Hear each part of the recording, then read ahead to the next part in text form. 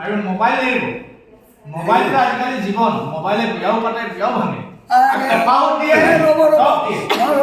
মোবাইলৰ গমটো কি জানে এফালৰ পৰা খুব ভাল এফালৰ পৰা মহাকাল যদি কেনেবাকৈ ক'ৰবাত জেগাত ৰং নম্বৰ লাগি গ'ল তেতিয়াহ'লে আপোনাৰ ঘৰতো আহি গ'ল হয় নাই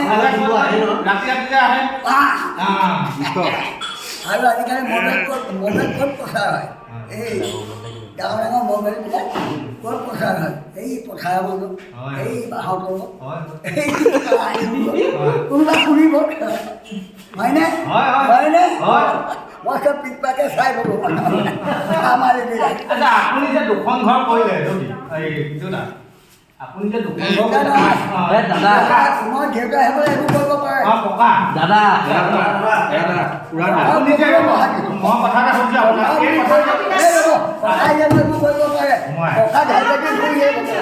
আপুনি ডেকা লওক মই কথা এটা শুনক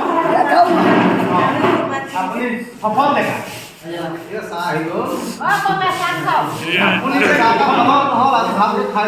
আপুনি যে দুখন ঘৰ কৰিলে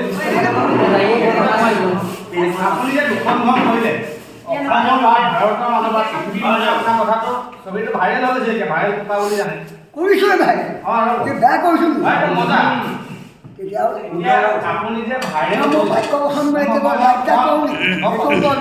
শুদ্ধ কথা মই আৰু এটা কথা আপোনাৰ কথা জানিব বিচাৰিছে ৰাইজে যিহেতু আপোনাৰ দুখন ঘৰ আপুনি দুভাগী বিয়া পাতিলে নিবা কেনেকৈ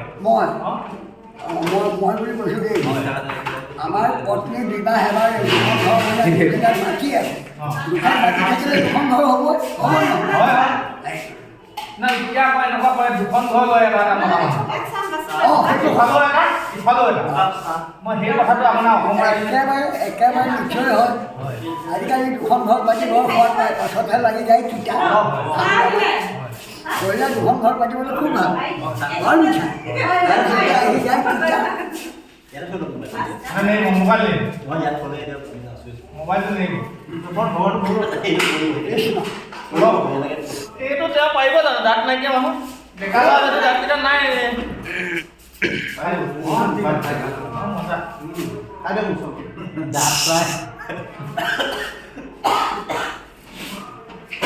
স্বভাৱ দিয়ে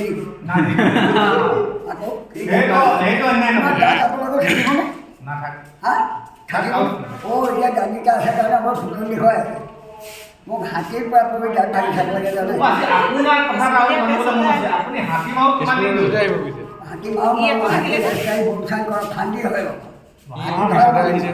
অঁ মই হাতী পোৱালি ধৰা মানুহ ফোন কৰিছে কি নাই আকৌ অনবছৰ ফোন কৰিলে আপুনি বলিয়া হাতটো পলাব পাৰে বলিয়া হাতী মানে হেৰি হাতী ধৰিব যায় বলিয়া হাতী হাতী পাতি বনৰীয়া হাতী নধৰে এতিয়া ঘৰচীয়া হাতী ধৰে যেনে মানুহ তাৰমানে আপুনি কিমান কি ৰাইজে বুজি পালে হাতী বুলি ক'লে নহয় জানো কিমানটা ধৰিলে হাতী এতিয়া মই 5টা ধৰিলে পোৱালি তাৰপৰা মহৰ কথাটো গোটেই গহপুৰ গোটেই অসমে জানো হাতী ধৰিবলৈ গ'লে কিবা কিবি দিয়ে নে পইচা পাতি কোনে খৰচ চাই ধৰে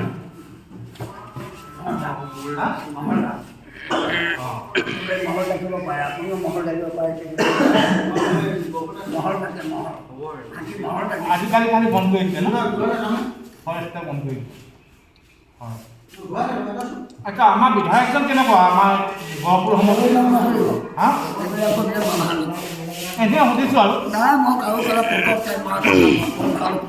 মোৰ লগত থাকিলে সেইবিলাক সুধিলে বাবা মই যাম কিন্তু আপোনাৰ ভিডিঅ'ত তেখেতেও চাই বুলি আমি শুনিছোঁ তাৰমানে চাব পাৰে চকু থাকিলে চবেই চাব হয় চকু মিলাই দিলে ভগৱানে চবেই চাব হ'লেও এটা কথা আকৌ তেওঁ আপোনাৰ সমষ্টিৰ প্ৰতিনিধি আমাৰ কিমান গহপুৰ সমষ্টিত যিমান ভোটাৰ আছে চবৰে প্ৰতিনিধি তেখেত কিন্তু সন্মানীয় ব্যক্তি আমি তেখেতক শ্ৰদ্ধাও কৰিব আমিও আছিলোঁ প্ৰতিনিধি হয় চিন্তা কৰিছে 15 বছৰ এদিন দুদিন নহয় আমি কি প্ৰতিনিধি নাছিলোঁ কিন্তু আমাৰ কৰ্মবিলাক ৰাইজে নাচাবি কওকচোন বোলে এনেকুৱা আছিলে বুলি মাহীয়া চকুৰে চাইছিলে বুলি কওক না কৰিব পাৰিব আমাৰ দিনত এতিয়া কালি কম দিনটো ঘটি দিছে ৰাইজক এই আপোনাৰ কাৰ্ডকেইটা হ'লগৈ নাই এই আধাৰ কাৰ্ড পান কাৰ্ড আৰু হেৰি কাৰ্ড চাউলৰ কাৰ্ডটো একো কৰিব দৰকাৰ নাই ভোটাৰ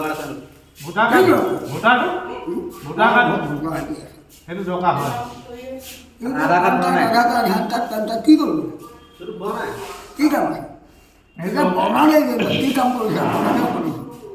নে বেংকৰ একাউণ্ট দিয়ে নে পইচা এই, দিয়ে? হয়। বৃদ্ধ পেঞ্চন এই লৈ গ'ল কি? বৃদ্ধ পেঞ্চন মোৰ বৃদ্ধ পেঞ্চন নাই, মই লোৱা নাই। ল'ব লাগিছিলে আকৌ। নলওঁ। এইবোৰ টেক্সৰ পইচাহে আপোনাৰ প্ৰাপ্য হয়, আপোনাৰ সেইটো অধিকাৰ। যেনেকৈ গণতান্ত্ৰিক অধিকাৰ আপুনি ভোটদান সাব্যস্ত কৰে, আপোনাৰ টেক্সৰ পৰা গৈ পেলাই আপোনালেই ঘূৰি আহিছে, সেইটো লোৱাত বাধা নাই নহয়। ডেকা লোৱা বৃদ্ধ পেঞ্চন নলয়। হা? টকা কাল বুলি অসমীয়া সোধা নাই। সেইটোতো আপুনি কৈয়ে কৈছে আকৌ বৃদ্ধ পেঞ্চনটো লোৱাটো ক'ত ল'ব? ডেকা মানুহ কিয় বৃদ্ধ পেঞ্চন ল'ব? নালাগে। বিয়াই পতা নাই। আজি ইমান দিন গ'ল বৃদ্ধ পেঞ্চন কোনে দিছে? আমি কংগ্ৰেছে উলিয়াইছোঁ। কোনোবাই উলিয়াইছিলে নেকি বৃদ্ধ পেঞ্চন? এনেকুৱা তেনেকুৱা আঁচনি কোনে উলিয়াইছিলে? হিমন্ত সিহঁতে উলিয়াইছিলে নেকি? কংগ্ৰেছে উলিয়াইছিল, কংগ্ৰেছে। আমি কংগ্ৰেছে উলিয়াইছোঁ, হয় নহয়? আৰু কোনে উলিয়াইছিলে? ক'ব নোৱাৰে। কিবা কিবি আঁচনিবিলাক জন্ম কৰিছিলে কোনে? কোনে এহেঁতে কৰিছিলে? নাম নাজানো। মোদী এনেই মোদীক তেনেকুৱা লাগে বাৰু, বাকী চব কথা পাই নৰেন্দ্ৰ মোদী এতিয়া বিশ্বগুৰু বুলি কয় তেওঁ, আপোনাক কেনেকুৱা লাগে? এটা কথা কওঁ শুনাওঁ। নৰেন্দ্ৰ মোদীক আপোনালোকে ভাল পায়, মই একেবাৰে তাৰ নাম শুনিলে মোৰ পঢ়ি থকা নন্দাবোৰ গান খাই যায়। নামৰ ঠিকে আছে বাৰু। নামৰ আছিলে তাৰ নাম শুনিলে মোক কেলা পঢ়ি থকা নন্দাবোৰ গান। মই অসমত বেয়া মাত ওলাই দেই, ৰাগ উঠি গ'ল। আমি নক'লে হ'ল। এতিয়া নাম্বাৰ দিছোঁ। আমি তাৰমানে এতিয়া ধৈৰ্য ধৰিব লাগিব, ধৈৰ্যটো মেইন, হয়নে বাৰু? ধৈৰ্য মেইন। আপুনি আপোনাৰ লগত মোক কথা পাতিছোঁ, আপুনি কাৰণ ইটো মাত নাই মতা আজি বৰ ভাল লাগিল। এনেকৈ যদি আমি কওঁ আৰু আপোনাক ভাল পাব ৰাইজে, বুজিছে না? কিছুমানে যে খং উঠে যে এই আমাৰ অসমীয়া কিছুমান বৰ লেতেৰা, আপুনি বেয়া নাপাব। হয় বৰ দুষ্ট দুৰ্দান্ত কিছুমান আছে। নম্বৰবোৰ ক'ত পায় ঠিক নাই, এনেকুৱা বেয়া বেয়াকৈ ফোন কৰিব আপুনি সহ্য কৰিব পাৰিব? নোৱাৰি পাৰিবনে? নোৱাৰি। তাত গাড়ী নাপায় কি কৰিব ফোনত? গাড়ীয়ে পাৰিব লাগিব। ৰাতি কেইটা বজাত ফোন মাৰে? ৰাতি কেইটা বজাত মাৰে মানুহে? কেতিয়াবা 9টা, 10, 10:30, 9টালৈকে মাৰি থাকে। সেইবিলাক বাকীবিলাকে মাৰে। মোৰ যিবিলাক সংগঠন, মোৰ যিবিলাক পাৰ্টি, মোৰ যিবিলাক এই সংগঠনৰ মানুহ সেইখিনিয়ে নামাৰে। বিজিকেলৈ সোমাই দিব। এই বাকী কেনেকৈ পাই জানো? মোৰ ফোনৰ নম্বৰটো মই বিচাৰি দেখিলোঁ ক'ত পায়। আৰু এনেকুৱা বেয়া বেয়াকৈ ফোন কৰিব নহয়। নাপায়, এটা দুষ্ট বিৰোধী দল আছে সকান্ত পাৰিব। থকান টকাই।